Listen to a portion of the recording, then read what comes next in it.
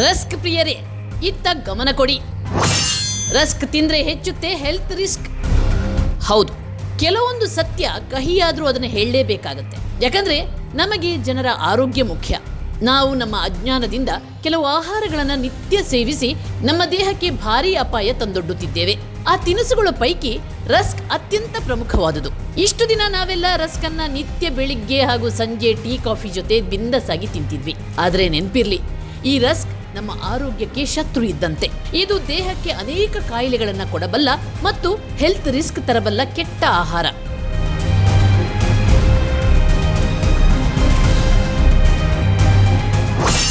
ರಸ್ಕ್ನಲ್ಲಿದೆ ಅತಿ ಹೆಚ್ಚು ಕ್ಯಾಲೋರಿ.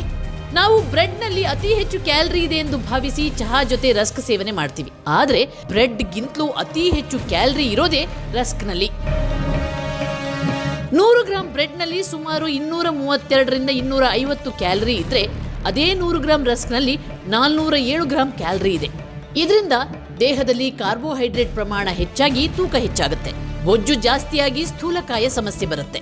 ಸ್ಥೂಲಕಾಯ ಬಂದ್ರೆ ಹೃದ್ರೋಗದಿಂದ ಹಿಡಿದು ಮಧುಮೇಹದವರೆಗೆ ಒಂದೊಂದೇ ರೋಗಗಳು ನಮ್ಮ ದೇಹವನ್ನು ಆಕ್ರಮಿಸಿಕೊಳ್ತವೆ. ದೇಹದಲ್ಲಿ ಸಕ್ಕರೆ ಮಟ್ಟ ಹೆಚ್ಚಿಸುತ್ತೆ. ರಸ್ಕ್ ತಯಾರಿಕೆಯಲ್ಲಿ ಹೆಚ್ಚಿನ ಮೈದಾ, ಸ್ವಲ್ಪ ಪ್ರಮಾಣದಲ್ಲಿ ರವೆಯನ್ನು ಬಳಸ್ತಾರೆ. ಸಿಹಿಗೆ ಸಕ್ಕರೆಯನ್ನು ಹಾಕ್ತಾರೆ. ಇನ್ನು ಅತಿಯಾದ ಮೈದಾ ಸೇವನೆಯಿಂದ ಜೀರ್ಣಕ್ರಿಯೆ ಸಮಸ್ಯೆ ಉಂಟಾಗುತ್ತೆ. ಜೊತೆಗೆ ದೇಹದಲ್ಲಿ ಇನ್ಸುಲಿನ್ ಮಟ್ಟ ಹೆಚ್ಚಾಗಿ ರಕ್ತದಲ್ಲಿ ಸಕ್ಕರೆ ಪ್ರಮಾಣ ಹೆಚ್ಚಾಗುತ್ತೆ. ಇದು ಡಯಾಬಿಟಿಸ್ಗೆ ಕಾರಣವಾಗುತ್ತೆ.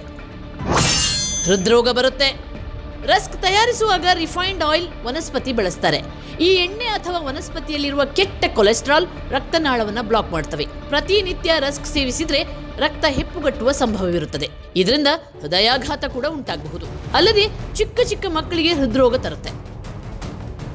ಇಷ್ಟು ಮಾತ್ರ ಅಲ್ಲ, ಚಹಾದೊಂದಿಗೆ ರಸ್ಕ್ ಸೇವಿಸಿದ್ರೆ ಹೊಟ್ಟೆಯಲ್ಲಿ ಗ್ಯಾಸ್, ಜೀರ್ಣಕ್ರಿಯೆ ಸಮಸ್ಯೆ, ಆಮ್ಲೀಯತೆ, ಮಲಬದ್ಧತೆಗೂ ಕಾರಣವಾಗಬಹುದು. ಆದ್ರಿಂದ ರಸ್ಕ್ ಸೇವನೆಯನ್ನು ಆದಷ್ಟು ಕಡಿಮೆ ಮಾಡಿ. ರಸ್ಕ್ ಬದಲು ರಾಗಿ ಬಿಸ್ಕೆಟ್, ಅಕ್ಕಿ ಉಂಡೆ ಮುಂತಾದ ಪರ್ಯಾಯ ತಿನಿಸು ತಿಂದು ಆರೋಗ್ಯ ಕಾಪಾಡಿಕೊಳ್ಳಿ. ಕೀರ್ತನ, ವಿಜಯ ಟೈಮ್ಸ್, ಬೆಂಗಳೂರು.